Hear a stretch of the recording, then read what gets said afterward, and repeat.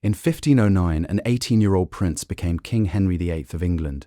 He was tall, athletic, musical, and, by every account, dazzling. He had golden red hair, a booming laugh, and a hunger for glory that would define and eventually consume the next 4 decades of English history. Over the course of his reign, Henry would marry 6 times, tear his country away from the Catholic Church, and become one of the most infamous husbands in world history.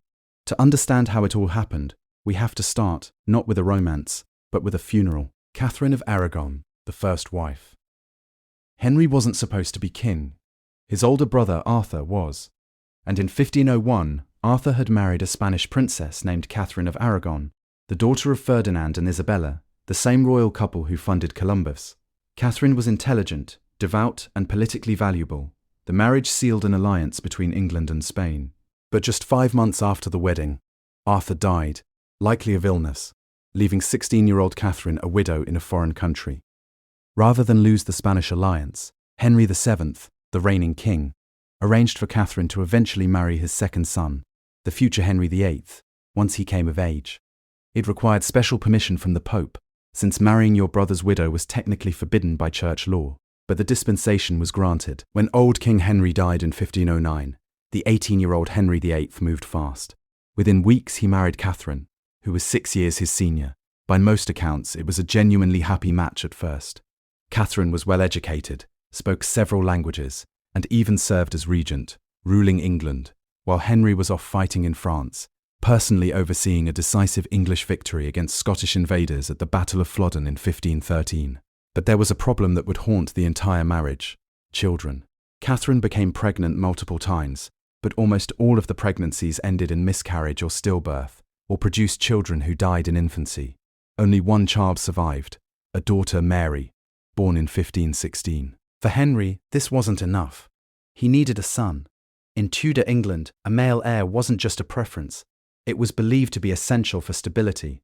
England had only recently emerged from decades of civil war, the Wars of the Roses, and a disputed succession, or worse, a queen ruling in her own right, felt to Henry like an invitation to chaos.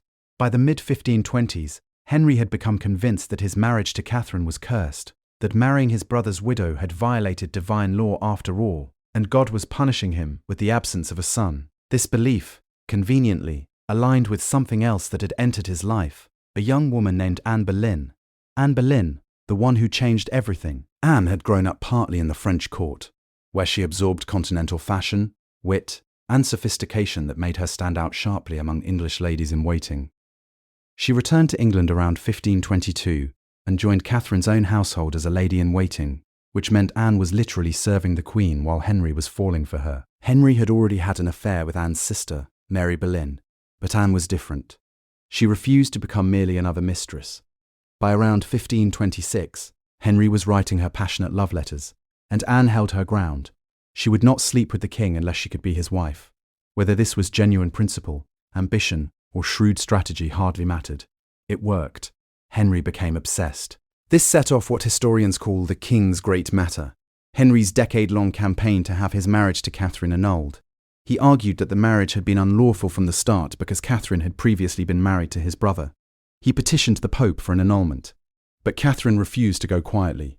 She insisted her marriage to Arthur had never been consummated, meaning her marriage to Henry was entirely valid, and she had powerful backing.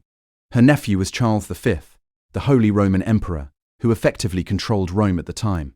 The Pope, caught between an English king and an emperor who held Rome in his grip, delayed and delayed. Henry's patience ran out. In a move that would reshape English history permanently, he broke from the Catholic Church entirely. In 1534, Parliament passed the Act of Supremacy, declaring Henry, not the Pope, the supreme head of the Church of England. This wasn't just a religious shift. It was a total reorganization of power, later fueling the dissolution of the monasteries, and a wave of religious upheaval that would ripple through England for generations. By 1533, Henry had already secretly married Anne, who was pregnant. Catherine was cast aside, stripped of the title of queen, and separated from her daughter Mary. She died in 1536, still insisting to her last days that she was Henry's one true wife. Anne, meanwhile, was crowned queen, but the pressure that had doomed Catherine now fell on her. Her first child was not the son Henry craved, but a daughter, the future Elizabeth I. Subsequent pregnancies ended in miscarriage. Anne's sharp tongue and political enemies, combined with Henry's wandering eye, now fixed on a quiet lady-in-waiting named Jane Seymour, sealed her fate.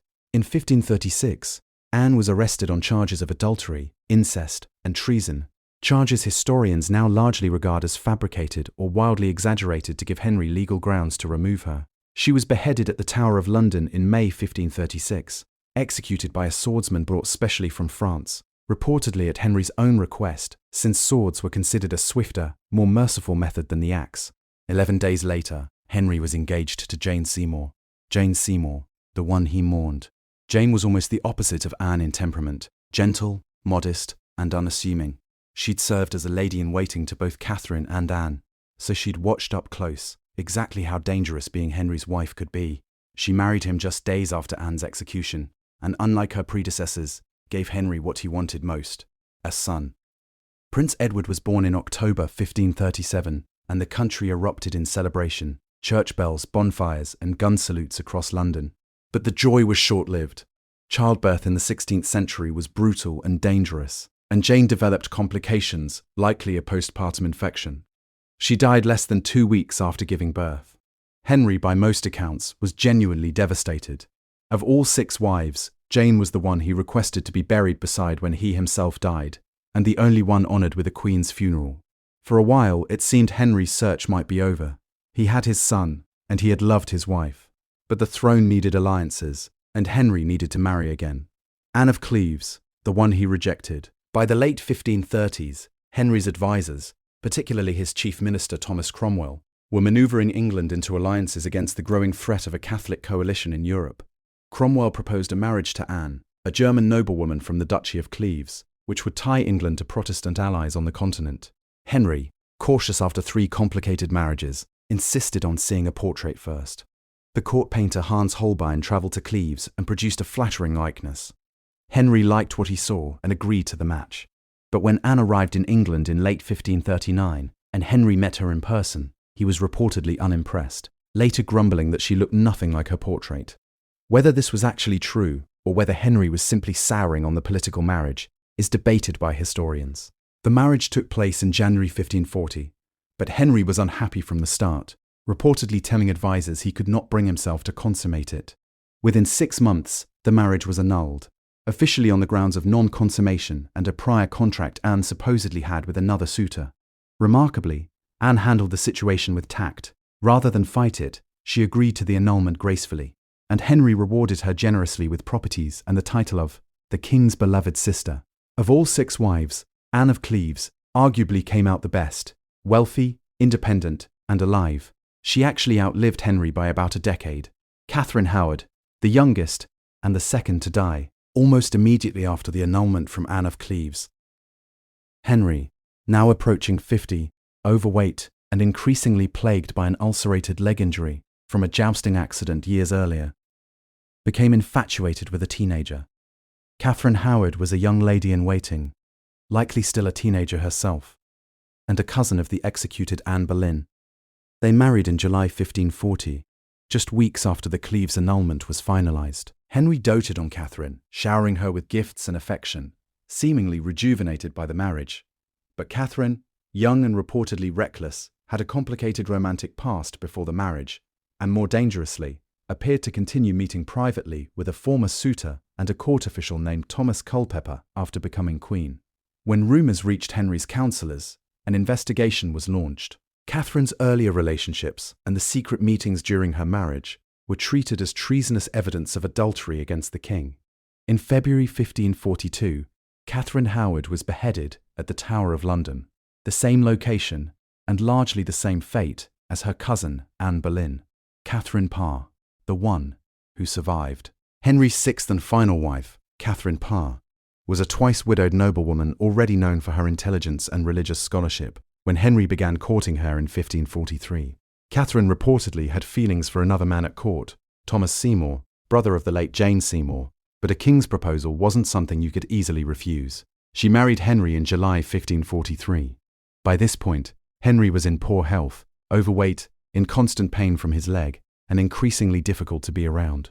Catherine Parr proved to be less a passionate romance and more a steady, capable partner. She helped reconcile Henry with his two daughters, Mary and Elizabeth, both of whom had been declared illegitimate at various points but were eventually restored to the line of succession. She also served as regent while Henry campaigned in France in 1544, showing real political competence. Catherine held strong Protestant religious views, which at one point nearly got her into serious trouble. Conservative factions at court convinced Henry to consider having her arrested for heresy, and a warrant was reportedly drawn up. But Catherine, warned in time, tearfully convinced Henry of her loyalty and deference to him, and the plot fell apart. It was as close as anyone came to a seventh execution. Henry died in January 1547, leaving Catherine Parr a widow for the third time, but alive. Unlike 4 of the 5 wives before her, she went on to marry Thomas Seymour, the man she'd loved before Henry, though she died in 1548 from complications following childbirth. The legacy. The old rhyme sums it up simply: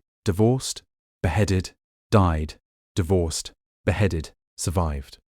But behind that rhyme is a story that reshaped a nation. Henry's desperate pursuit of a male heir broke England from the Catholic Church, triggered the English Reformation, and left behind a son, Edward VI, who reigned briefly, and 2 daughters, Mary I and Elizabeth I, who would each go on to rule England in their own right, something Henry never wanted and never expected. In the end, the daughters he dismissed as inadequate heirs became 2 of the most consequential monarchs in English history.